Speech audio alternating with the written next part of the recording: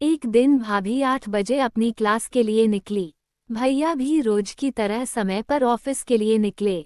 जैसे ही भाभी घर से निकली, भैया घर आए और उन्होंने मुझे पानी का गिलास लेकर अपने कमरे में बुलाया। पानी का गिलास लेकर मैं भाई के कमरे में गई। जैसे ही मैं उन्हें पानी का गिलास देने के लिए हाथ बढ़ाई, उन्होंने मेरा हाथ पकड़ लिया। फिर भैया ने मुस्कुराते हुए मुझे अपनी बाहों में ले लिया। मैं भी प्यार से उनकी बाहों में चली गई और लगातार 2 घंटे तक मेरा नाम आशा है और मोहिनी मेरी भाभी का नाम है। भाभी मेरी सहेली की तरह थी और मुझे बहन जैसी मानती थी। भैया और भाभी शहर में रहते थे और मैं गांव में माता पिता के साथ रहती थी। भाभी ने अपने बेटे के जन्मदिन के लिए मुझे 3 दिन पहले ही बुलाया था। उसकी शादी को 4 साल हो चुके थे और उसके बेटे का पहला जन्मदिन था, जिसे वह बड़े धूमधाम से मनाने वाली थी। उसने खास मुझे फ़ोन करके बुलाया था और बहुत रिक्वेस्ट की थी। जन्मदिन वाले दिन मैं तैयार होकर भाभी के घर पहुंची। भाभी ने दरवाज़ा खोला और मुझे गले लगाकर अंदर ले गई। भैया भी खुश थे मुझे देखकर। घर में बहुत सारी तैयारियां चल रही थीं। हर जगह रंग बिरंगे गुब्बारे और सजावट थी। भाभी ने कहा, आशा, तुम आ गई। अब सब कुछ ठीक हो जाएगा। मैं तुम्हारी मदद के बिना ये सब नहीं कर पाती। मैंने मुस्कुराते हुए कहा, भाभी, ये तो मेरा भी घर है। आप चिंता मत कीजिए, सब हो जाएगा। उसके बाद मैं भाभी के साथ तैयारियों में जुट गई। हमने मिलकर केक सजाया, गिफ्ट्स रैप किए और मेहमानों के लिए व्यवस्था की। बच्चे का उत्साह देखने लायक था। उसकी आंखों में चमक और चेहरे पर मुस्कान ने मेरे दिल को खुशी से भर दिया। शाम को मेहमान आने लगे और घर में खुशी की लहर दौड़ गई। बच्चों की हंसी और बड़ों की बातचीत ने माहौल को जीवंत बना दिया। भाभी ने मुझे अपने साथ सभी मेहमानों से मिलवाया और गर्व से बताया कि मैं उनकी प्यारी नंद हूँ। रात होते होते घर में हंसी मजाक और खेलकूद का माहौल था। भैया और भाभी ने बहुत अच्छे से सबकी खातिरदारी की। जन्मदिन का केक काटने का समय आया तो भाभी ने मुझे बुलाकर अपने बेटे के पास खड़ा किया। सभी ने ताली बजाकर बच्चे को जन्मदिन की शुभकामनाएं दी। केक काटने के बाद बच्चों ने खूब मजे किए और खेल खेले। मैंने भाभी को देखा, वो बहुत खुश और संतुष्ट नजर आ रही थी। उसने कहा, आशा, तुम्हारे आने से ये दिन और भी खास हो गया। जब मैं बाकी मेहमानों की तरह अपने घर जाने लगी तो भाभी ने मुझे रोक लिया। उसने कहा कि सुबह तक सभी मेहमान चले जाएंगे और फिर हम दोनों बाहर घूमने चलेंगे। उसने मुझे रुकने के लिए कहा। मैं भी घर में रहकर बहुत बोर हो चुकी थी, इसलिए मैंने रुकने का फैसला किया। मेरे माता पिता ने भी मुझे वहां ठहरने की अनुमति दे दी। अगले दिन सभी मेहमान चले गए और फिर भाभी और मैंने साथ समय बिताने का मजा लिया। मुझे घर में एक अलग कमरा दिया गया था। वहां आए हुए 3 दिन हो चुके थे। आने के बाद से ही मैं देख रही थी कि मुकेश ने भाभी को बहुत परेशान कर रखा था। भैया और भाभी को एक दूसरे के साथ समय बिताने का मौका भी नहीं मिल रहा था। इसलिए एक दिन मैंने भाभी से कहा, अब मुकेश 2 साल का हो गया है और उसे माँ की इतनी जरूरत नहीं होगी।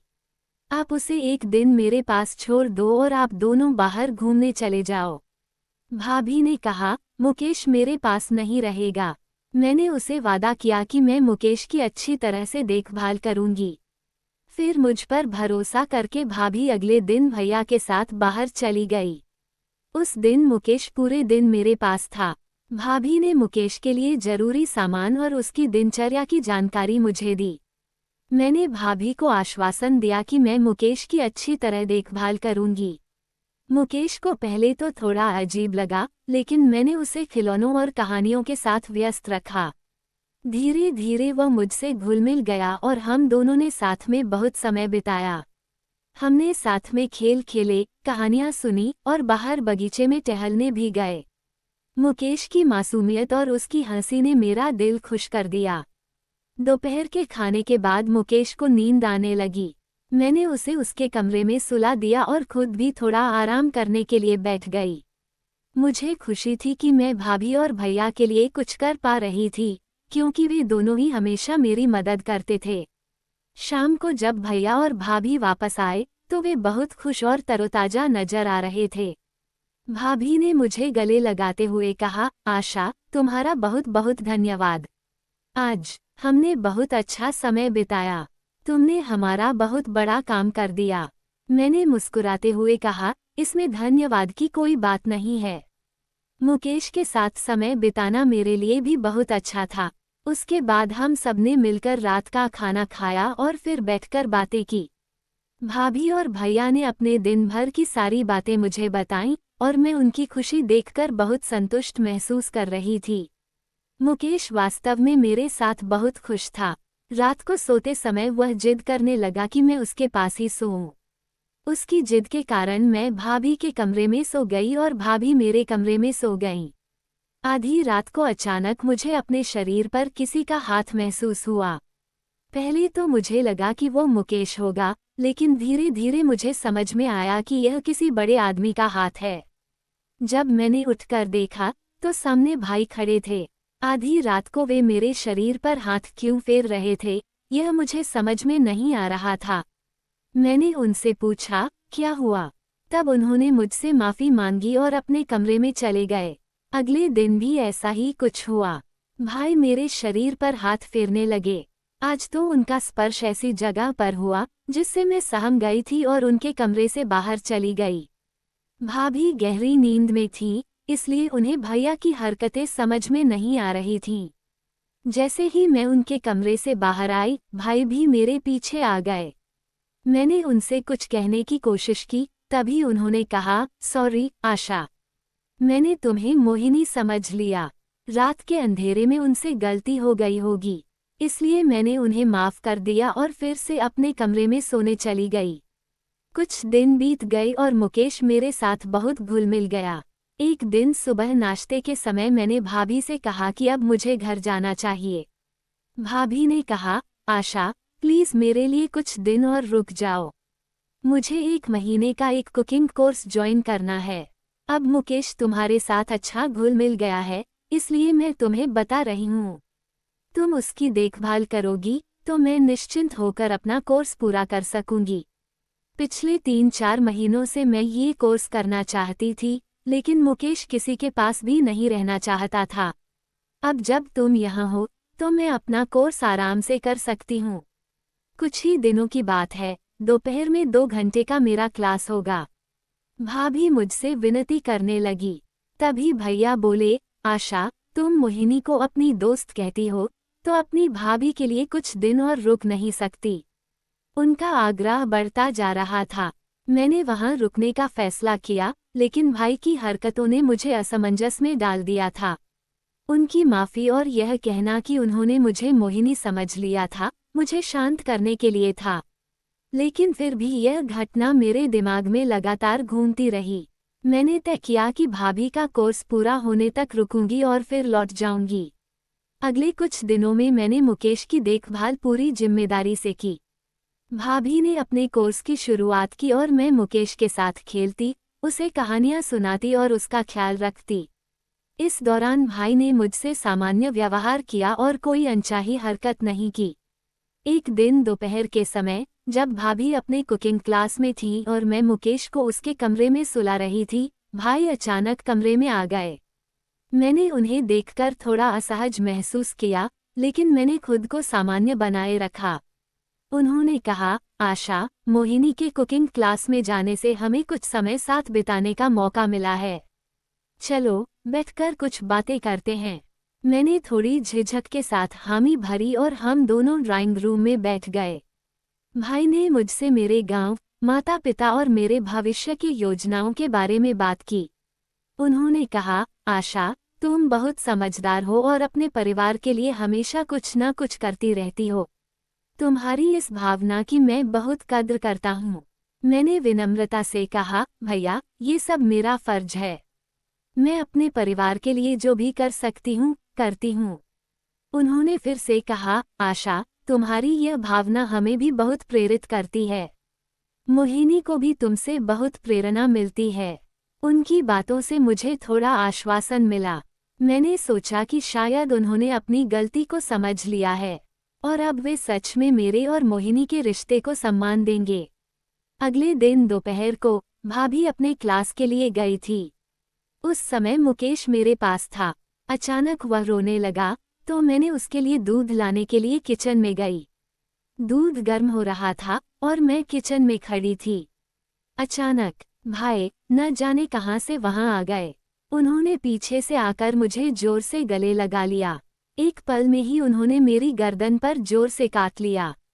उनके काटने से मेरी गर्दन में जलन होने लगी। मैं जोर से चीखी और पीछे मुड़ी। तब भाई मुझसे दूर हो गए। मुझे देखते ही वे बोले, आशा, मुझे लगा कि मोहिनी हो। तुमने मोहिनी के कपड़े पहने थे, इसलिए मुझे गलतफहमी हो गई।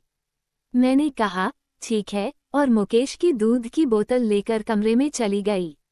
कुछ देर बाद भैया अपने कमरे में आए और मेरी गर्दन पर लगाने के लिए बर्फ लेकर आए।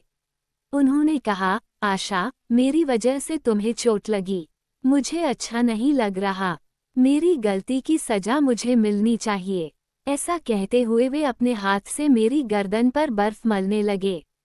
उनकी नज़रें कुछ ठीक नहीं लग रही थीं। तब मैंने कहा, भाई, आपकी मदद के लिए धन्यवाद। अब मुझे अच्छा लग रहा है। फिर मैंने पूछा, भाई, कुछ घंटे पहले तो आप ऑफिस गए थे। आज इतनी जल्दी घर कैसे आ गए? उन्होंने कहा, आज ऑफिस में ज़्यादा काम नहीं था, इसलिए जल्दी घर आ गया। उनकी बातों पर सहमति जताकर मैं उनके कमरे से बाहर निकल आई। मुकेश को दूध पिलाकर सुला दिया। कुछ देर बाद भाभी घर आई।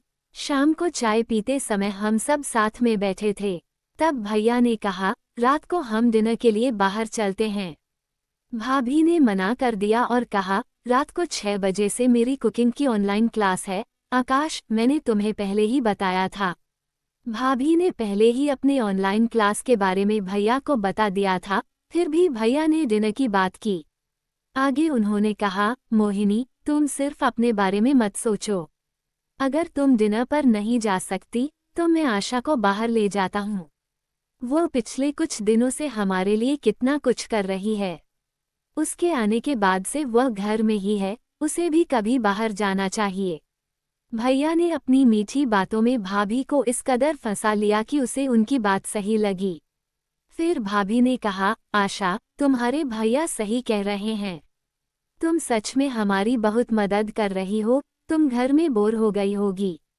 शाम को तुम अपने भाई के साथ डिनर पर जरूर जाओ। शाम को भैया मेरे कमरे में एक 1 पीस ड्रेस लेकर आए। फिर उन्होंने कहा, डिनर पर जाते समय ये ड्रेस पहन लेना। ये ड्रेस मोहिनी ने तुम्हारे लिए भेजी है। भैया की बातों में मुझे दम लगा महसूस हुआ। ऐसा लगा कि भाभी के नाम पर उन्होंने ही अपनी पसंद का ड्रेस ला कर दिया है। लेकिन मैंने इस बारे में ज़्यादा नहीं सोचा और डिनर पर जाने के लिए तैयार हो गई। शाम को जब भाभी अपनी ऑनलाइन क्लास में व्यस्त थी, मैंने वही ड्रेस पहनी और तैयार हो गई।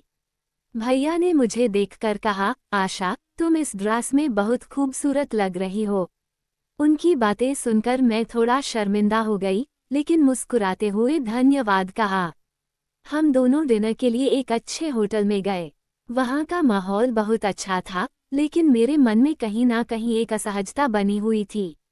भैया मुझे जिस होटल में ले गए थे, वहाँ मुझे परिवार के लोग कम और जोड़े ज़्यादा दिख रहे थे। वहाँ का माहौल बहुत ही रोमांटिक था, लेकिन मैं अपने प्रेमी के साथ नहीं, बल्कि अपने भाई के साथ डिनर पर आई थी। खैर, माहौल चाहे जैसा भी हो, मुझे क्या, ये सोचकर मैं आगे बढ़ी। भाई ने मेरे गले में हाथ डालकर होटल में प्रवेश किया। डिनर करते समय भी वे बार बार मेरे टांगों पर हाथ रख रहे थे। मैं जितनी बार उनसे दूर सरकती, वे उतनी बार मेरे पास आ जाते थे। भैया ने मुझे मेन्यू दिया और कहा, आशा, जो भी तुम्हें पसंद हो वो ऑर्डर करो, आज तुम्हारा दिन है।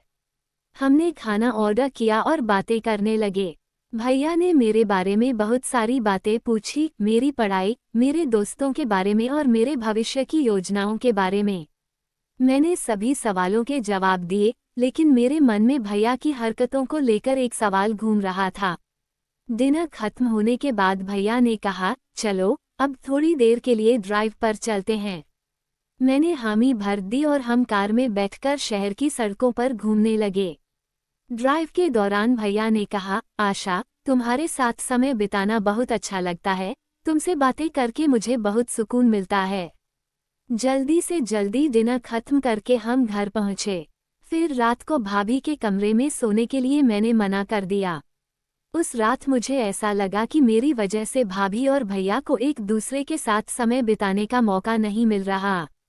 रात को मैंने भाभी के सामने भैया से कहा, आज आप अपने कमरे में सो जाए, मेरी वजह से आप दोनों के बीच दूरी नहीं होनी चाहिए। इस पर भैया ने कहा, हमें साथ सोने की कोई जरूरत नहीं है। इतना कहकर वे दूसरे कमरे में चले गए। भैया का व्यवहार और बातें ये बता रही थीं कि उन्हें अपनी पत्नी में कोई दिलचस्पी नहीं है। भैया के जाने के बाद मैं भाभी के कमरे में गई। भाभी का चेहरा उदास दिख रहा था। मैंने उससे पूछा, भाभी, क्या तुम और तुम्हारे भैया के बीच सब कुछ ठीक है? भैया तुम्हें पहले जैसा प्यार करते हैं ना? इस पर भाभी ने कहा, हाँ, सब ठीक है। डिलीवरी के बाद से मेरी सेहत काफ़ी बिगड़ गई है और वज़न भी बढ़ गया है। तभी से तुम्हारे भैया मुझसे थोड़ा दूर रहने लगे हैं, लेकिन मैं जल्दी ही अपने लिए और उनके लिए भी दुबली हो जाऊंगी। फिर उसने मुझसे पूछा, तुम अब तक शादी क्यों नहीं की? तुम्हारी उम्र अब 22 साल हो गई है, अब तुम्हें शादी कर लेनी चाहिए। इस पर मैंने कहा, मुझे मंगल दोष है। माता पिता कहते हैं कि मंगल दोष वाली लड़की की शादी मंगल दोष वाले लड़के से ही होनी चाहिए। मैं 22 साल की हो गई हूँ, लेकिन अभी तक मुझे मेरा परफेक्ट जीवन साथी नहीं मिला है, इसीलिए मैं अभी तक सिंगल हूँ। फिर भाभी ने कहा, तुम्हारी तरह खूबसूरत और सुडौल शरीर वाली लड़की पर किसी भी आदमी की बुरी नज़र पड़ सकती है, तुम पुरुषों से थोड़ा संभल कर रहना। बातों बातों में हम सो गए। अगले दिन भाभी अपने क्लास के लिए गई। उस समय मुकेश मेरे साथ खेल रहा था। खेलते खेलते वह सो गया और मैं भी उसके पास सो गई। कुछ समय बाद मुकेश नींद में रोने लगा और मुझे अपनी माँ समझने लगा। मुकेश रो रहा था, तभी मैंने भाभी को कॉल लगाई, लेकिन वह कुकिंग क्लास में थी, इसलिए फ़ोन नहीं उठा सकी। आज मुकेश मुझे अपनी माँ समझ रहा था। उसे चुप कराने के लिए मैंने उसे दूध की बोतल दी, लेकिन वह दूध पीने को तैयार नहीं था। काफी समय गुजर गया, लेकिन उसका रोना बंद नहीं हुआ। आखिरकार मैंने उसे अपनी गोद में लिया और उसे दिलासा दिया। मैंने उसे अपनी छाती से लगाया ताकि उसे माँ की तरह महसूस हो। भाभी को घर आने में 2 घंटे थे और मुझे मुकेश को इतने समय तक रोता हुआ ठीक नहीं लगा, इसलिए मैंने कुछ समय के लिए मुकेश की माँ की भूमिका निभाने का नाटक किया। मैंने उसे अपनी छाती से लगाया और उसे दिलासा दिया और कुछ समय बाद मैं भी सो गई। अचानक मेरी नींद खुली तो मैंने देखा कि भैया मेरे सामने खड़े थे। वे कमरे में कब आए और मुझे कब से देख रहे थे, मुझे नहीं पता। भैया की नज़र मुझे ठीक नहीं लगी। मुकेश को शांत करने के लिए मैंने उसे अपनी छाती से लगाया था, लेकिन बाद में मैं अपने कपड़े ठीक करना भूल गई थी और वैसे ही सो गई थी। भाई मुझे उस हालत में देख रहे थे और उनकी नज़रें लाल हो रही थीं। फिर मैंने जल्दी से अपने कपड़े ठीक किए। तब भाई ने मेरा हाथ पकड़ा और उन्होंने मुझे बिस्तर की ओर खींचा। मैं बहुत डर गई थी, पर भैया के साथ मेरा हमेशा से एक अलग बंधन था। फिर भैया ने कुछ ऐसा किया जिससे मैं शांत हो गई। थोड़ी देर बाद मुकेश नींद से जाग गया। हम उसे खिलाते हुए हॉल में बैठे थे, तभी भाभी क्लास से वापस आई। उसने हमें अलग नज़रों से देखा और तुरंत मुकेश को हमारे बीच से उठा लिया। रात को किचन में खाना बनाते समय भाभी का व्यवहार थोड़ा अलग लगा। उसने कहा, आजकल तुम मुकेश को अपने से ज़्यादा जोड़ने लगी हो, उसके पिता को भी अपने से जोड़ने की कोशिश मत करो। भाभी 1 मास से पहले एक पत्नी थी और उसे अपने पति की चिंता हो रही थी। मैंने उसके कंधे पर हाथ रखकर कहा, आप बिल्कुल भी चिंता मत करो, ना तो आपका पति बुरा है और ना ही आपकी सहेली। इसके बाद भी भाभी मेरे साथ थोड़ा अजीब व्यवहार कर रही थी। फिर भाभी खाना बनाने लगी। भाभी की बातों ने मेरे मन को हलचल में डाल दिया। खाना खाते समय उसने अचानक कह दिया कि उसकी क्लास का आखिरी दिन आज है और उसके बाद मुझे अपने घर जाना होगा।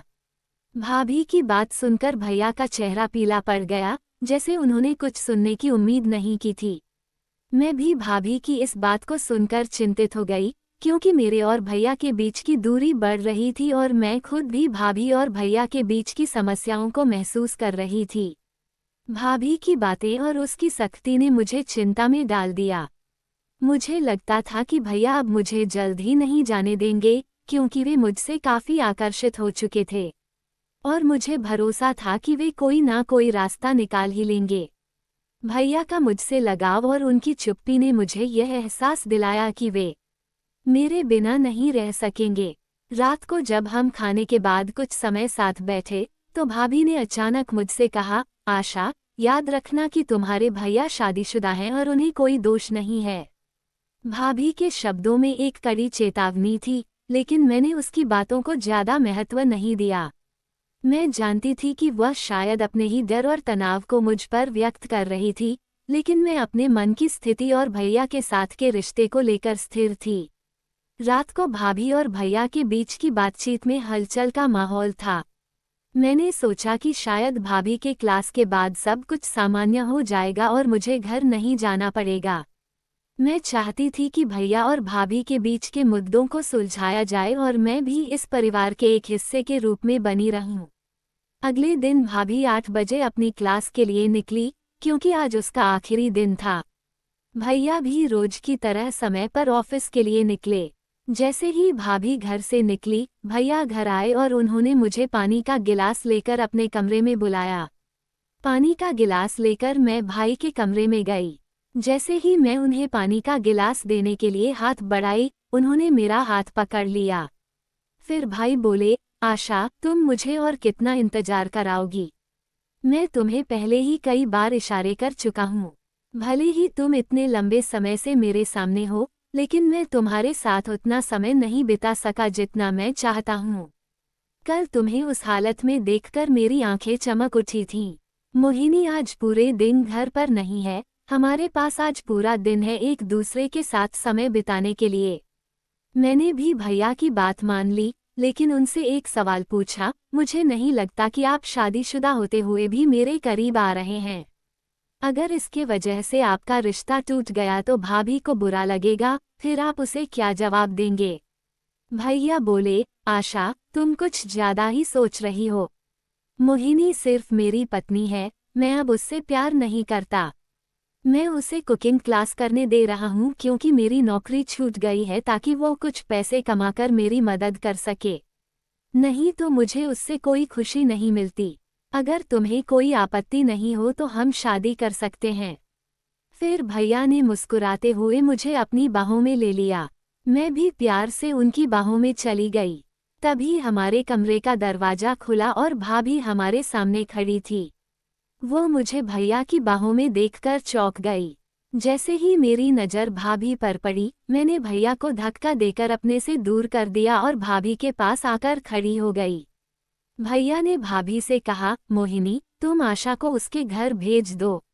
जब मैं अपनी फाइल लेने के लिए घर आया, तो आशा ने मौका पाकर मुझे गले लगा लिया। भैया मेरे बारे में बुरी बातें फैला रहे थे। उन्होंने भाभी को बताया कि मैं उनके साथ संबंध बनाना चाहती थी। इसके बाद भाभी मुझे गुस्से से देखने लगी। फिर भाभी ने मुड़कर भैया को जोरदार थप्पड़ मारा और बोली, मैंने सब सुन लिया है, नीच आदमी। जब से आशा पानी का गिलास लेकर इस कमरे में आई थी, तब से मैं फ़ोन पर सब सुन रही हूँ। कल रात आशा ने मुझे तुम्हारी सच्चाई बता दी थी। मैंने अनजाने में आशा पर आरोप लगाए, लेकिन अब सब जान चुकी हूँ कि तुम आशा को यहाँ रुकने के लिए क्यों जोर दे रहे थे। कल रात उसने तुम्हारे असली रूप को सामने लाने के लिए तुम्हारे साथ नाटक किया था। तुमने उसके साथ जबरदस्ती करने की कोशिश की। मैं समझ गई हूँ कि तुमने ऑफिस में भी किसी महिला कर्मचारी के साथ छेड़छाड़ की होगी, इसलिए तुम्हारी नौकरी चली गई। अब समझ में आया कि तुम हर महीने मन में नौकरी क्यों बदलते रहते हो। पिछले 4 सालों से तुम मुझे बेवकूफ़ बना रहे हो। मैं घर का सारा सामान संभाल कर रखती थी और तुम बाहर लड़कियों पर पैसे उड़ाते रहे। आशा ने मुझे वह अतरंग संदेश भी दिखाए जो तुमने उसे भेजे थे।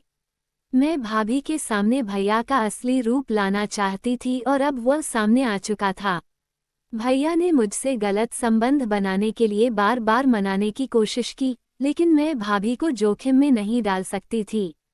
पिछले कुछ दिनों से भाभी को मुझ पर और भैया पर शक हो गया था, इसलिए वह मुझे चिढ़ा रही थी। आखिरकार कल रात मैंने उसे सच बता दिया कि कैसे उसका पति मेरा पीछा कर रहा है। इसके बाद भाभी ने अपने पति से अलग होने का फैसला कर लिया। मुझे लगा कि मेरी वजह से उसकी जिंदगी टूट गई और यही मैंने उसे कहा था।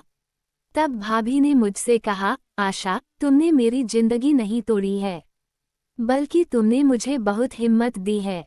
आज तुम्हारी वजह से मेरे पति का सच मेरे सामने आ गया, वरना मैं तो उसके लिए सब कुछ कर रही थी, लेकिन वह तो बाहर लड़कियों के पीछे भागने में लगा हुआ था।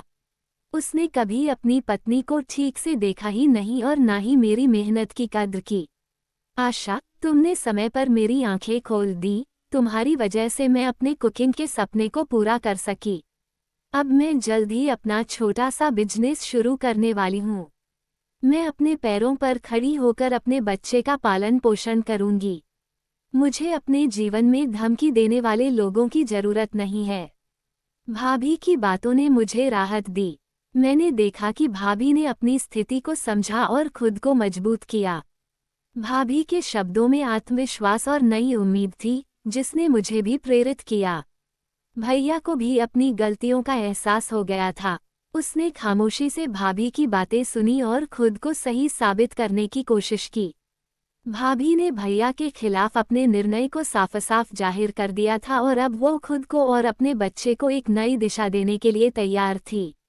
मैंने भाभी को उसका समर्थन देने की कोशिश की और कहा, भाभी, आप अपने सपनों को पूरा करने के लिए पूरी तरह से सक्षम हैं। मैं आपकी मदद करने के लिए हमेशा तैयार हूँ। अब आप खुद को और अपने बच्चे को एक नया और बेहतर जीवन देने की दिशा में आगे बढ़ें। भाभी ने धन्यवाद कहा और कहा, आशा, तुमने मेरी जिंदगी में एक नई दिशा दी है। तुम्हारे बिना मैं शायद कभी इस सच्चाई को नहीं जान पाती। अब मैं अपने जीवन को नए सिरे से संवारने के लिए तैयार हूँ। अब भाभी केवल एक माँ है और तरह तरह के केक बनाकर और ऑर्डर लेकर अच्छा पैसा कमा रही है। वो अपना और अपने बेटे का अच्छे से भरण पोषण कर रही है। भाभी आज एक स्वतंत्र महिला के रूप में जी रही है। तो दोस्तों, बताओ वीडियो कैसी लगी? वीडियो पसंद आई हो तो लाइक, कमेंट और चैनल को सब्सक्राइब करें। मिलते हैं एक और नई वीडियो के साथ। धन्यवाद।